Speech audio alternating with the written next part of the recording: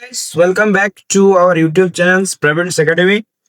In the previous session, we have completed uh, out of four topics. Four topics we have already completed. The first topic that we have completed is universal law of gravitation. Second is free fall. Third is acceleration due to gravity, and fourth is mass and weight.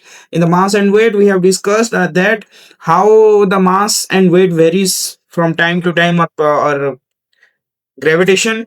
We have also understood the variation with the value of g, how it varies in poles or equators. Today, in today's class, we are going to learn about two things. Today's video is going to be short, and in the la- and we will take another class to complete the gravitation session. Okay, so weight. What is the main difference between mass and weight that we have learned in the previous class? In the previous class, we learned that what we have learned. Let us take a look. We have learned that the actual amount of matter inside an object, one object will be there. In that object, the amount of matter which will be inside that object is known as the mass. It remains constant everywhere. Wherever you will go, the mass will remain same. If you will be in earth, you can be in earth, or you may be in Mars. Everywhere, wherever you go, the mass remains same. And weight means what? Weight is the gravitational force with which Earth attracts an object. In Earth, each and everything attract each other. So weight is what? The gravitational force. The gravitational force is the weight of that object. Okay. So now we are going to learn another thing, weight on the moon. This is also going to be one of the most important topic, or here also one question may come, one derivation may come. So in weight of the moon, weight on moon means moon doesn't have any weight. Weight means what? Weight means the gravitational force. We simply say that weight means the gravitational force. It has some mass. But in if we discuss about the weight on moon on the gravitational perspective, we have to derive one formula for that. So what we will do, let mass of an object be m. So let me use the pen. So we can take mass of the object be mo. Okay, so weight on the earth would be we and mass of the earth be me and radius of the earth be re. तो हम क्या करेंगे, mass of an object जो है, object के हिसाब से हम इसको ले जाएंगे mo, और वेट ऑन द अर्थ जो होगा उसको हम ले जाएंगे we. तो मास ऑफ द अर्थ वो क्या हो जाएगा me, और रेडियस ऑफ अर्थ हो जाएगा re. इसके हिसाब से हमको क्या करना पड़ेगा, हमको एक रेशियो निकालना पड़ेगा. Okay, we have to find the ratio for this. Okay, इसका जो रेशियो हम कैसे निकालेंगे, देखो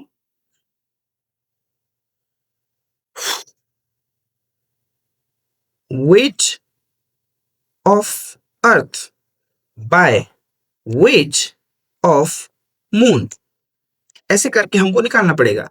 which is equal to, weight का मतलब क्या होता है, वेट का मतलब होता है ग्रेविटेशनल फोर्स. तो ग्रेविटेशनल फोर्स का फॉर्मूला अगर हम अप्लाई करेंगे, तो ग्रेविटेशनल फोर्स का पहला जो होता है ग्रेविटेशनल कांस्टेंट वो रहेगा, पहला जो होता है ग्रेविटेशनल कांस्टेंट तो वो रहेगा कैपिटल जी.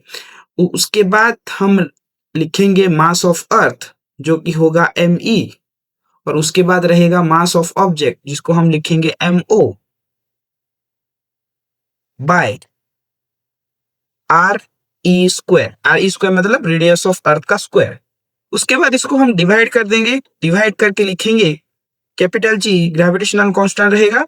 उसके बाद मास ऑफ मून, उसके बाद लिखेंगे हम mass of object by R M square. ये आ गया हमारा एक्सप्रेशन. यहाँ पर ये जो g है और g है वो रिड्यूस हो जाएगा. ये मास ऑफ ऑब्जेक्ट और मास ऑफ ऑब्जेक्ट ये दोनों रिड्यूस हो जाएगा.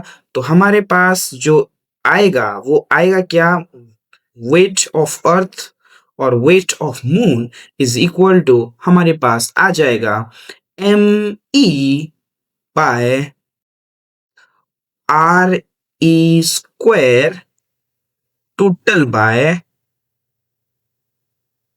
मास ऑफ मून बाय RM²। तो ये इसका इतना इस टॉपिक में क्वेश्चन कुछ आता नहीं है, लेकिन कभी कभी बाय मिस्टेक वो क्वेश्चन पूछ सकते हैं कि derive the expression for ratio of weight on the moon. Okay, तो अभी अगर हम यहां पर डिवाइड करेंगे तो क्या होगा, देख लीजिए। ये हो गया हमारा रेशियो, इतना रेशियो आ जाएगा। तो इस रेशियो को यूज करने के लिए हम क्या करेंगे, देख सकते हैं ये है वेट ऑफ अर्थ, इसका दिया है ऐसे। तो एक सेलेस्टियल बॉडी है अर्थ, एक सेलेस्टियल बॉडी है, इसका मास आपको दिया हुआ रहेगा, इसका रेडियस आपको दिया हुआ रहेगा। अगर दिया हुआ नहीं रहेगा आप इसको रट लो। वैल्यू को आप क्या कर सकते हो, वैल्यू को आप क्या निकाल सकते हो, वैल्यू को आपको रटना ही होगा। तो अर्थ का मास है 5.98 into 10⁻24 kg and radius of अर्थ है 6.37 इंटू 10⁻6। ये जो वैल्यू है, इस वैल्यू को आप मास ऑफ अर्थ और इस वैल्यू को ME और RE के जगह पर आपको पुट करना होगा। ओके, तो हमारा क्या है, वेट ऑफ अर्थ जो होगा, इसको निकालने के लिए आप क्या करोगे, वैल्यू पुट करोगे। जी का वैल्यू आपको पहले से पता है, ये है जी का वैल्यू आपको पहले से पता है। अगर आपको पता नहीं है तो हम लिख सकते हैं 6.67 इंटू 10⁻11 न्यूटन मीटर स्क्वायर पर केजी स्क्वायर, ये होता है। अगर हम इस टोटल वैल्यू को पुट कर देते हैं तो ये बन जाता है कैपिटल जी इंटू हमारा क्या है, weight of earth 5.98 into 10⁻24 kg into जो भी हमारा मास ऑफ ऑब्जेक्ट रहेगा, उस ऑब्जेक्ट के मास को हम यहाँ पर पुट करेंगे बाय जो हमारा रेडियस है, उसको हम यहाँ पर ऐसे लिख देंगे RE²। ओके, तो ऐसे एक फॉर्म होगा।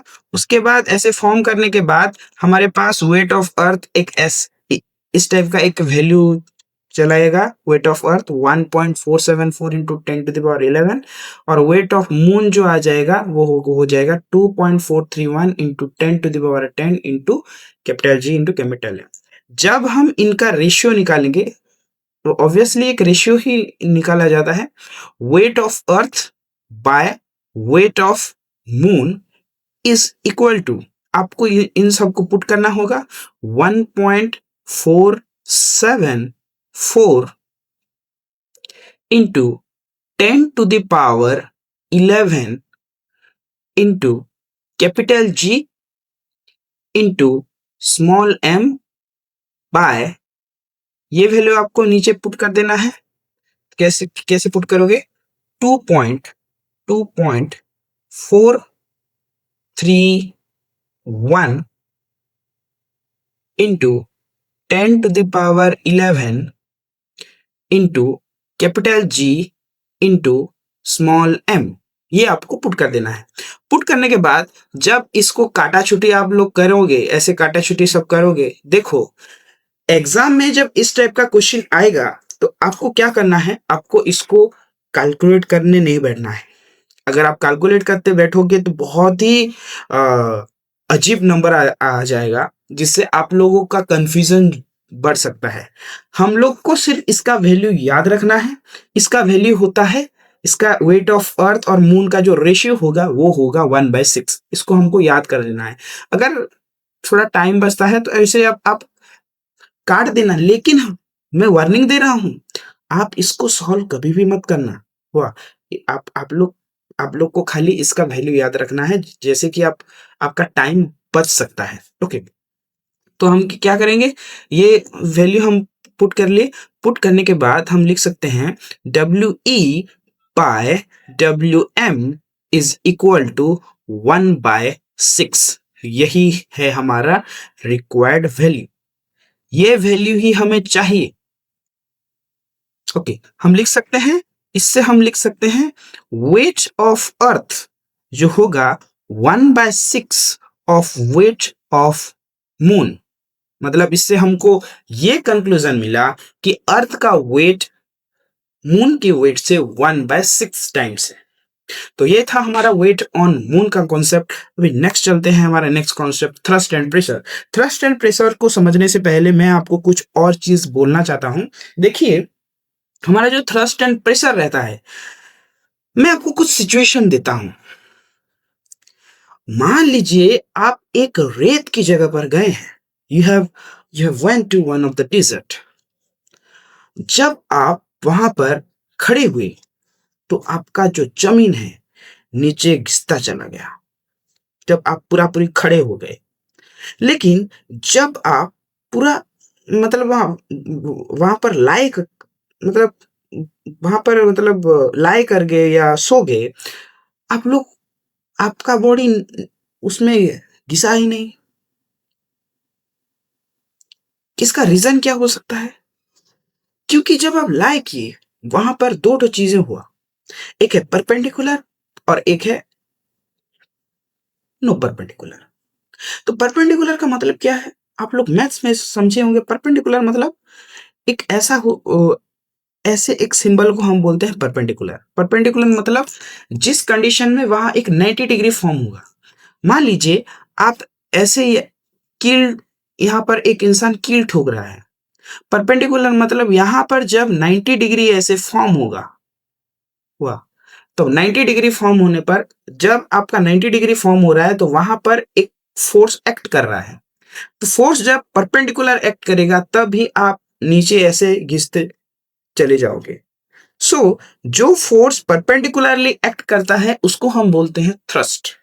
सो in general, in English we can say the force which is acting particularly on the surface, that is the thrust।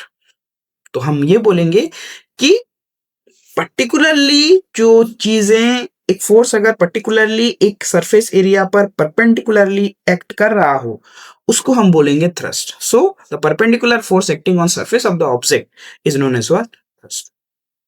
अभी आते हैं प्रेशर के बारे में।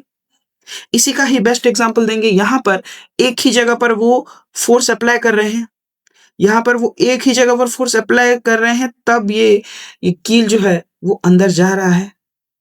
ओके, तो इससे हम बोल सकते हैं कि whenever the thrust will act in a unit area, अगर थ्रस्ट एक यूनिट एरिया पर एक्ट करेगा तो उसको हम बोलेंगे क्या? प्रेशर। तो प्रेशर का फॉर्मूला क्या है? प्रेशर का एक फॉर्मूला है, हमारा जो प्रेशर है, pressure equal to thrust, pressure equal to thrust by area. क्योंकि एक सरफेस एरिया है हो रहा है तो इसलिए एरिया हुआ। तो इसका एसआई यूनिट क्या होगा? एसआई यूनिट कैसे निकालते हैं मैं आपको पहले से बोल चुका हूं। थ्रस्ट जो है, थ्रस्ट एक फोर्स है। मैं आपको बोला कि थ्रस्ट एक फोर्स है, तो फोर्स का एसआई यूनिट होता है न्यूटन। न्यूटन होता है इसका एसआई यूनिट। तो न्यूटन बाय एरिया का क्या होता है? Metre square.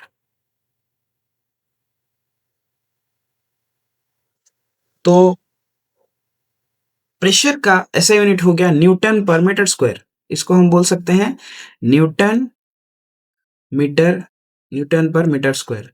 और इस प्रेशर का जो कॉन्सेप्ट एक साइंटिस्ट दिए थे जिनका नाम था पास्कल, तो इसलिए न्यूटन पर मीटर स्क्वायर को पास्कल बोल के डिनोट किया जाता है, जिसको शॉर्ट फॉर्म में लिखते हैं हम पीए।